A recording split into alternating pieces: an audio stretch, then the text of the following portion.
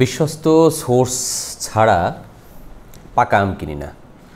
বিশ্বস্ত সোর্স মানে একদম চেনা জানা, আমি জানি সে আমাকে ঠকাবে না। আর এই লোকটা কোনো ডিলারের কাছ থেকে, কোনো ব্যবসায়ীর কাছ থেকে আম সংগ্রহ করেনি, তিনি একদম বাগান থেকে সংগ্রহ করেছেন।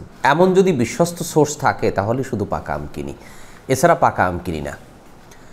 তো আম কি খাই না? অবশ্যই খাই, একটা সিজনাল ফল। আমরা তো পরামর্শ দেই যে প্রচুর পরিমাণে দেশি সিজনাল ফল খাবেন। তা আমের ক্ষেত্রে আমি যেটা করি তা হচ্ছে, যদি বিশ্বস্ত এরকম সোর্স থাকে, বাগান থেকে সংগ্রহ করেছে, তখন তার কাছ থেকে পাকা আম কিনি, এছাড়া কাঁচা আম কিনি।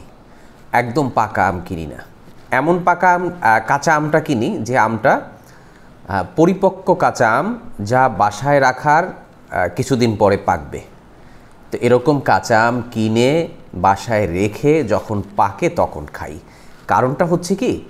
কারণ হচ্ছে বেশিরভাগ ক্ষেত্রে আপনারা দেখবেন, এখন তো অনেক ভাইরাল ভিডিও আছে ইউটিউবে, ফেসবুকে, যে কিভাবে তারা কেমিক্যালগুলো মেশাচ্ছে, তারা কার্বাইড মেশাচ্ছে, আরও কিছু কেমিক্যাল মেশাচ্ছে, যেগুলো আমাদের জন্য খুব ক্ষতিকর।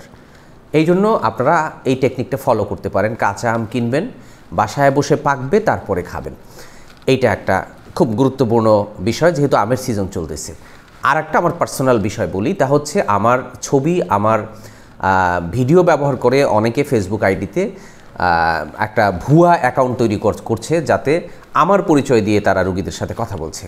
তো এইখানে মাথায় রাখেন যে আমার দুইটা নাম্বার আছে, নাম্বার দুইটা মনে রাখেন, 01712859950, 01972859950। এই নাম্বার ছাড়া আমার কোনো নাম্বার নাই। অন্য কোনো নাম্বারে যদি আমার সাথে যোগাযোগ করতে চান, এই নাম্বারেই যোগাযোগ করবেন। আর সতর্ক থাকবেন ভুয়া পেজ থেকে। আল্লাহ হাফেজ।